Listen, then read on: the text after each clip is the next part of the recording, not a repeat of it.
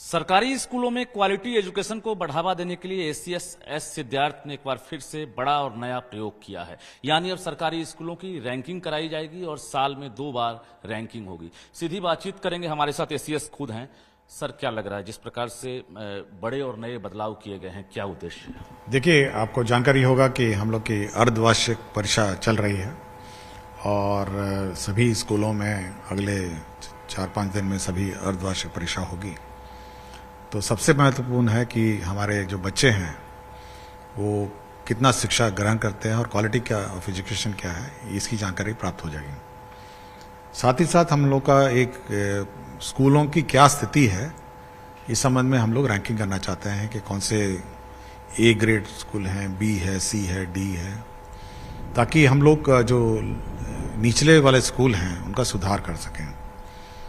इसमें एक तो शैक्षणिक व्यवस्था पर आधारित रैंकिंग है, दूसरा है कि बच्चे उनकी उपस्थिति पर है, तीसरा है टीचर की उपस्थिति पर है, स्कूल के आधारभूत संरचना भी इसी में हम लोगों ने इंक्लूड किया है, और साथ ही साथ बाकी जो खेल कूद है, पीटी है और लाइब्रेरी है, और सभी जितना हम एक अच्छे स्कूल में होना चाहिए उसके आधार पे है। तो एक प्रतिस्पर्धा भी 2 स्कूलों के बीच में होगी कि हमारा स्कूल ए आना चाहिए, बी आना चाहिए, सी आना चाहिए। और जैसे कॉलेज में भी आपका नैक ग्रेडिंग है, आपको नैक में A++ है, ए है, उसी तरह हम लोग का स्कूल का ये ग्रेडिंग की व्यवस्था। विश्वविद्यालय की तर्ज पर जो है अब स्कूलों में इस प्रकार का बदलाव होगा। आपको देखिए ना, विश्वविद्यालय में आपका नैक ग्रेडिंग है, तो स्कूलों का भी ग्रेडिंग होना चाहिए। तो इसीलिए हम लोगों ने ग्रेडिंग किया है और पूरे जितने भी राज्य के सभी स्कूल हैं सभी का ग्रेडिंग होगा। एक तरह से देखा जाए अगर, तो जो शिक्षक हैं वो क्या पढ़ाते हैं या फिर जो बाकी जो गतिविधियां हैं उसमें किस प्रकार से वो भागीदारी निभाते हैं, उसको लेकर भी मार्किंग की बात कही गई है कि उनका मूल्यांकन भी एक तरह से उसमें जो प्रतिवेदन है वो उसमें अंकित रहे। देखिए, इस पूरी व्यवस्था में जैसे मैं पहले से ही कहता रहा हूं कि जो बच्चा है वही केंद्र बिंदु है, और बच्चा कितना पढ़ता है यही हम लोग का उद्देश्य है।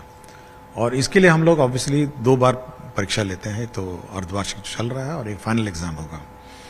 और ये निर्भर करेगा कि जो टीचर है वो समय पे क्लास वर्क देता है, होमवर्क देता है और किस प्रकार पढ़ाता है, उसी पर फाइनल रिजल्ट भी आता है जी। तो ये एक प्रकार से जो शिक्षक है उसका मूल्यांकन है कि वो कितना अच्छा बच्चों को पढ़ाता है, उसका होमवर्क, क्लासरूम सब चेक करता है नहीं करता है। तो इसलिए हम लोगों ने यह भी निर्णय लिया है कि जो टीचर का जो एनुअल परफॉर्मेंस अप्रेजल है उसमें बच्चों का जो अर्धवार्षिक परीक्षा और फाइनल एग्जाम का जो रिजल्ट है उसकी जो उपलब्धि है वो टीचर के रिपोर्ट कार्ड में भी हम लोग हमने देखा सर अभी उसमें कि A+, A, B, C, D ये 5 कैटेगरी है उसमें जो स्कोर कार्ड है। तो क्या लग रहा है कि जो D वाले हैं, C वाले हैं, B वाले हैं, उनके लिए तो भाई अलर्ट वाली बात होगी कि आप अलर्ट हो जाएं, ऐसा कुछ बाद में तो कोई बदलाव या फिर कोई एक्शन की जो कार्रवाई है, ऐसा कुछ? देखिए, हम लोग सुधार की प्रक्रिया अपनाएंगे, कोई ऐसा एक्शन की बात नहीं है, लेकिन डी और सी जो है वो हम लोग के लिए चिंता का विषय होगा और हम लोग ये कोशिश करेंगे अगले 6 महीने में कि ये डी और सी में सुधार ज्यादा हो, उसका इंफ्रास्ट्रक्चर सुधार हो, उसको कड़ी निगरानी में स्कूलों को चलाया जाए और ये देखा जाए कि समय पे पढ़ाई होती है, बच्चे आते हैं, तो बड़ी कड़ी निगरानी हम लोग सी और डी में बहुत कड़ी निगरानी इसी साल से लागू रहेगा ये। बिल्कुल हमारा आधा प्रथम जो नवंबर में हम लोग का असेसमेंट है उसी के बाद हम लोग लागू कर देंगे कि भाई आपका डी और सी में आप पढ़े हुए हैं, तो हम लोग कड़ी से उस पर निगरानी रखें। तमिलनाडु भी आपकी टीम गई हुई थी, क्योंकि जो शिक्षा का मॉडल है उसमें नया कुछ बदलाव। हम लोग देखिए कोई विशेष राज्य की बात नहीं करें, हम लोग सब जगह भेज रहे हैं।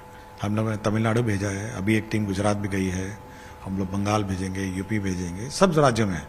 हम लोग चाहते हैं कि सभी राज्य में जो भी अच्छे कार्य चल रहे हैं, कोई विशेष राज्य की बात नहीं कर रहा हूं, तो जो भी राज्य में अच्छे कार्य हो रहे हैं, स्कूल के सुधार में जो अच्छे प्रैक्टिसेस हो रहे हैं वो हम लोग अपनाएंगे और हम लोग अपने भी जो अच्छे प्रैक्टिसेस हैं अन्य राज्यों से शेयर करते हैं। अभी कुछ फैसला ऐसा कुछ नहीं हुआ है क्या, कुछ बदलाव? नहीं, हम लोग सभी राज्यों में भेजेंगे। हम लोग चुन कर सभी डीओस और बीओस को। डीओ भी जाएंगे? हाँ, डीओ भी जब जाते हैं डीओ जाते हैं जी। और सभी राज्यों में हमारा जो अच्छी व्यवस्था है जो हम लोगों ने कुछ किए हैं उसके बारे में जानकारी देते हैं और उनके लेते हैं। जी, सीएस बहुत कुछ समझने का मौका मिला होगा शिक्षा विभाग में, उम्मीदों का विभाग कहा जाता है। क्या लग रहा है कि अक्टूबर माह तो कई विभागों के लिए जो है सुनहरा रहने वाला है, पता चल रहा है कि बहाली का पिटारा वगैरह खुल रहा है, आपके यहाँ लगातार बहाली प्रक्रिया चलती रही है, आगे कुछ ऐसा लग रहा है कि मतलब बिहार वासी जो है जो इंतजार में है सफलता में? देखिए, ये विभाग सबसे आम जनता से जुड़ा हुआ विभाग है और हर परिवार में या तो स्टूडेंट है या फिर कोई टीचर है, तो सबसे इस राज्य के हर परिवार से जुड़ा है।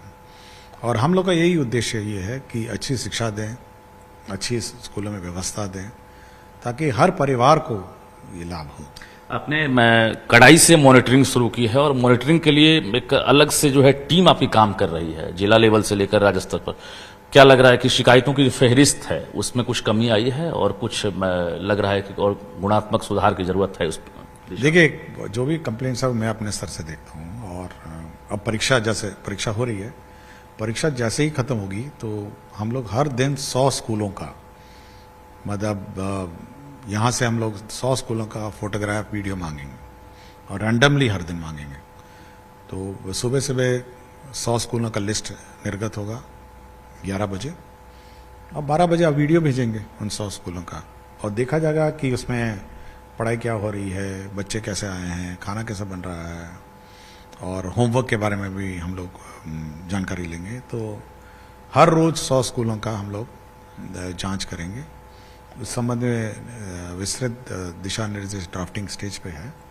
तो जैसे ही परीक्षा खत्म हो जाएगी तो हर रैंडमली मेरे ही कार्यालय द्वारा रैंडमली निकाला जाएगा 100 स्कूल का लिस्ट और 10 बजे हम लोग 11 बजे हम लोग सबको भेज देंगे कि भाई आप 12 बजे तक वीडियो भेजिए, ताकि जो यथास्थिति है, मतलब 1 घंटे में कितना परिवर्तन कर सकता है, जो यथास्थिति है वह बिल्कुल सीधा मुख्यालय में आएगा, हम लोग देखेंगे। और हम लोग देखिए बहुत मौका हम लोग देते हैं, ऐसा नहीं है, सुधारने का मौका देते हैं और कठिनाई हो सकती है, कुछ स्तर पर कठिनाई हो सकती है, कठिनाई के लिए हम लोग समाधान निकालेंगे।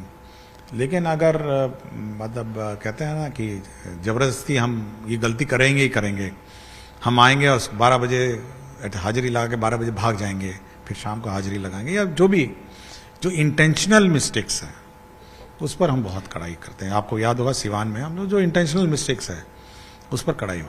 आप कहें कि भाई हमारे स्कूल में रिपेयर के आवंटन की आवश्यकता है तो हम लोगों ने 50,000 रुपये दे दिया, वो भी रिवॉल्विंग है।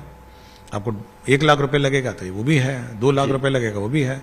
तो आप अगर इंटेंशनल मिस्टेक और इंटेंशनल गलती करने पर उतारू हो जाएं तब तो कार्रवाई कर देंगे और हम लोग का सहयोग है, आपको सुधारने का मौका देते हैं और सुधार में हम लोग पूरा आपको सहयोग देंगे। आखिरी सवाल, जो शिक्षक और छात्र का जो रेशियो है जिसकी जरूरत थी और आपने महसूस भी किया होगा, क्या उस रेशियो को अब लग रहा है कि आप लोग अब फुलफिल करने की स्थिति में आ गए हैं? देखिए, हम लोग सबसे अब हाईएस्ट इस देश के अब हाईएस्ट में, अब तो एवरेज से भी बहुत ऊपर है। हम लोग आंकड़े आज शेयर नहीं करूंगा, बट स्टूडेंट टीचर रेशियो में हम लोग देश के हाईएस्ट के आसपास हम लोग पहुंच गए हैं। मतलब इतने टीचर हम लोगों ने बहाल कर लिया। जी, एक आखिरी सवाल, जो अर्धवार्षिक परीक्षा है इस बार कई मायने में लग रहा है कि चर्चा का विषय बना हुआ है, क्योंकि इस प्रकार से परीक्षा की जो प्रणाली थी वो देखने को नहीं मिल रही थी। इस बार टीचर जो हैं दूसरे स्कूल में जाकर या फिर उनका डेपुटेशन किया जा रहा है, तो इस प्रकार से जो बदलाव हुए हैं। अभी कुछ इलाके हैं जो बाढ़ प्रभावित हैं, कुछ वीडियोज आ रहे हैं और फोटोग्राफ्स आ रहे हैं जहां पर कुछ कठिनाइयां हैं, तो ऐसे जिला शिक्षा पदाधिकारी वगैरह से सूचना मिल रही है कि वहां बहुत कठिनाई है। देखिए, जहां पर कठिनाई है और मौसम का इश्यूज है वो बाद में परीक्षा ले लेंगे, कोई बोर्ड एग्जाम तो है नहीं है, बाद में फिर परीक्षा ले लेंगे। और लेकिन यह है कि जो भी परीक्षा है उसमें हम लोग ने सुनिश्चित करना चाहेंगे कि पारदर्शिता हो और बच्चों को आदत भी होनी चाहिए पारदर्शी एग्जाम लिखने की। टीचर को भी इस बार लग रहा है कुछ बदलाव हो गया, क्योंकि मैट्रिक और इंटर में ही जो है सेंटर चेंज होता था, लेकिन इस बार तो देख रहे हैं कि टीचर जो है वो इस बार टीचर बगल उसी पंचायत में बगल से स्कूल में हैं। बच्चे तो नहीं पहचान रहे हैं। हाँ, बच्चे तो पहचान नहीं रहे, सब न्यू इन्विजिलेटर हैं और बच्चों की आदत भी होनी चाहिए ना। परीक्षा लिखने की आदत तो बचपन से नहीं डालेंगे, अचानक एक दिन 10वीं में कहेंगे नहीं हम परीक्षा लेंगे, तो आदत भी पड़ गई, सब पड़ जाएगी। पूरे बिहार वासी आपको देख रहे हैं, चाहते हैं कुछ एक्सक्लूसिव अगर कुछ खुलासा करना चाहेंगे बिहार वासियों के लिए? हम बताते हैं आपको। अभी तो जैसे 100 स्कूल हर दिन जांच होंगे मुख्यालय से, ये मेरे ख्याल से ये अभी ड्राफ्टिंग स्टेज पे ही है।